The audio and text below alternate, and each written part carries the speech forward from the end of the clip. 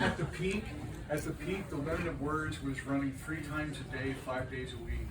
And so, you know, it was running the same program 3 times a day, but she was just on fire, and was also producing, I think, every month or every couple of months, a half-hour program that would run prime time, would run in the evening. And so I was part of a team of like 4 or 5 or 6 engineers who would do the recording and then pass off the mini disc to the editor, who would then cut all the stuff together. So she would come in and we'd record a week's worth of programs usually. And so I got to listen to her reading, and other poets too. That's how I met a lot of you, and how I met a lot of first poets that I met when I was coming up. I was trying to learn how to do all this stuff. So I got really, you know, a really inside, intimate, ear's eye view of her voice. And I got to hear her fuck up a lot, and cuss, because that was weird.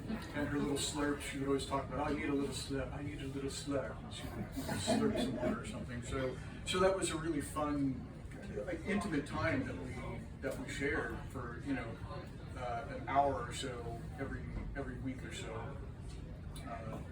And she always said that, I've heard this before, I've heard this since too. She said I had a calming presence for her, which I really appreciated hearing. And I learned a lot from her, especially she called it collecting poets.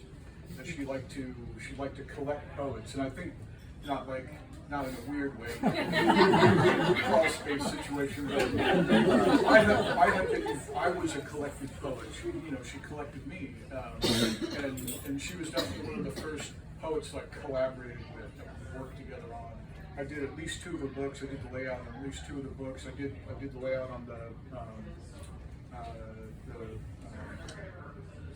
John Sherman had it. JL had the blue book.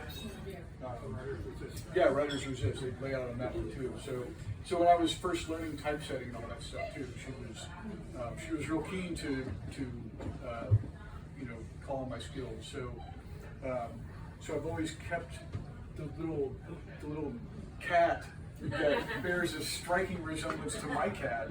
She did this at the last reading, the reading back in December, and it's a very sweet little kitty. And I just, she also taught me how to fight for poetry, because I'm a champion, right? I'm a champion now. So as I have often quipped since then, laureates rest, champions fight. And you may remember the ill-fated Stone Song Festival, that she went to the mat to make sure poetry was part of the Stone Song Festival. Like, how can you have an arts festival with no spoken word and no poetry in it?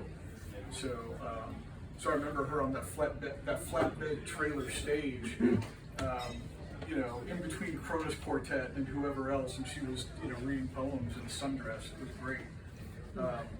Anyway, that's just like a big flood of memories that I've been thinking about.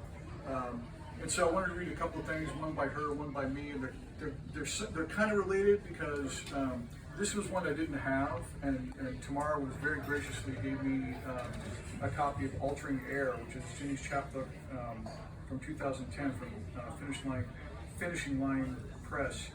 And the thing I love about it, and it just kind of broke me a little bit, is it's got 2 things. It's got, she edits her poems in the book, like I do. Once it's published, it's not done, so she's got like little notes. But she changed the title of one of them. Published book, which is great. And then, as we all do, I go to Hobby and Imptor and go through the poetry section. And often I have pulled out books in the poetry section. I've pulled them out at half-price books too, and I know these are her little tick marks that for the show where she was going to read, this poet's, because she would read published, she would read, big name poets or whatever out of books and stuff, and she would make little tick marks on the ones that she was going to, and little reading notes about where to, it may be broken here, but she would put a line where it was broken when she read it. So this has got a lot of that in there, which I really appreciated. So I wanted to read something. I don't have a title, but I guess I'd call this Marginalia. And it's still in the journal, so it might take me a second, a couple of lines. But anyway, Jenny edits her books, penciled revisions in the margins, perhaps rethinking, as I do, after reading out loud what was perfect on the page. No, not quite.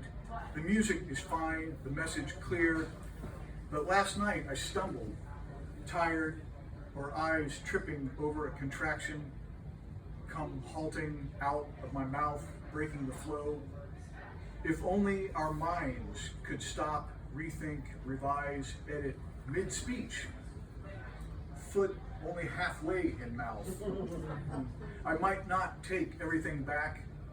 I might not take anything back, or everything, for just a sec to craft a more piercing, perfect bar. This time, every twist. And then from the